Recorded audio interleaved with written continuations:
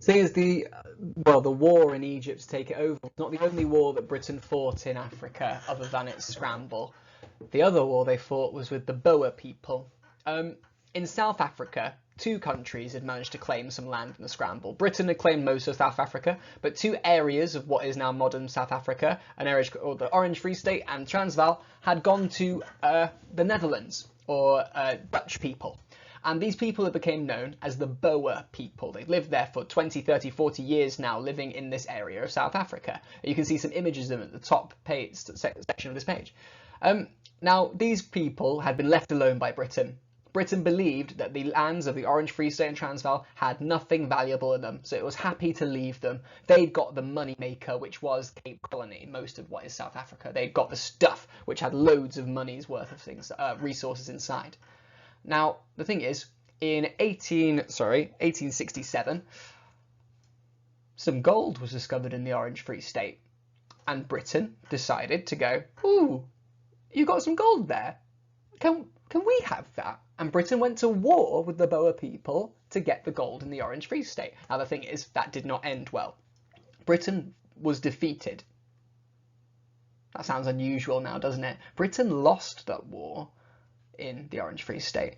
It didn't win, it didn't take its land over. And in fact, Cecil Rhodes tried to do some sneaky spy sabotage to try and win it, and still didn't work.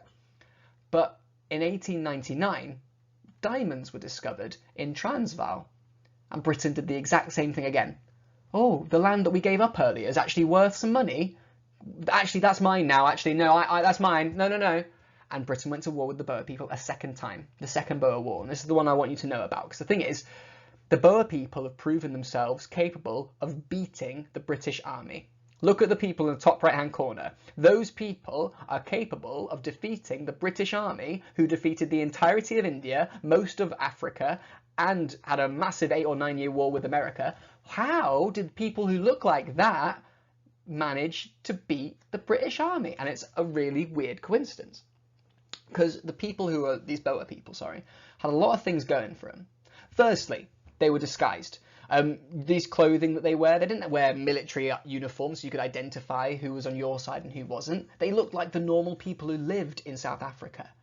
So you couldn't tell who was a soldier and who wasn't a soldier, which meant there was a moment of hesitation where the Boer people would kill the British Army.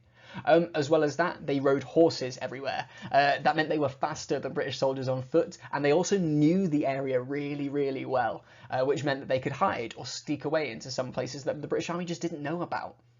So they were able to defeat the British Army with their, should we say, better preparation. How does the British respond to this group of people that are managing to defeat them? They respond with what I would call an overkill policy. First, scorched earth. Scorched earth policy was the idea that, well, if we can't kill them physically, like face to face, let's stop them from surviving ever again.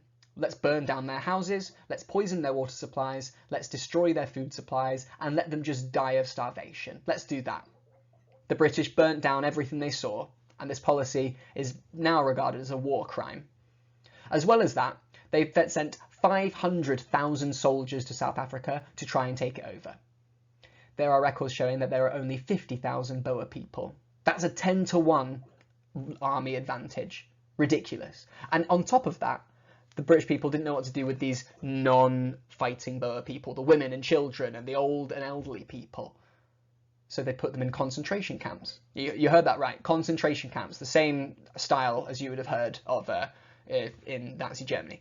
Placing people in a camp where they would work with poor amounts of food and most likely going to be executed or killed at these camps. They put children and women into these camps, and they got away with it. They won the Second Boer War. Britain won the rest of South Africa.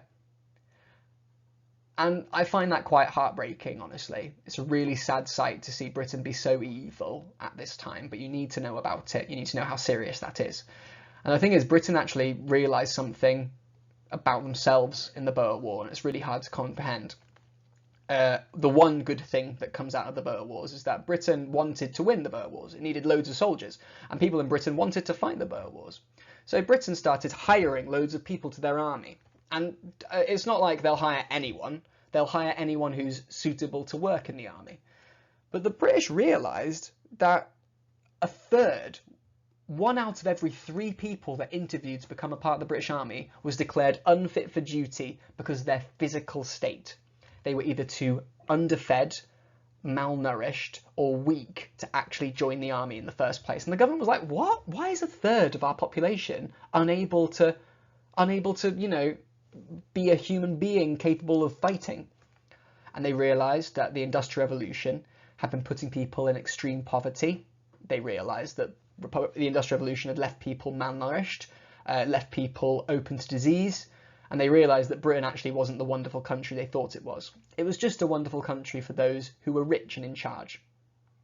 So Britain has instituted some of the first, should we say, liberal reform laws to make things like free school meals, to make things like sick pay and maternity leave, things that are workers' rights to this day.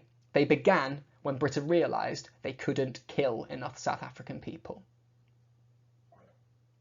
It's a good thing, but I don't know if the reasoning's there. It's just like the stuff in India, right?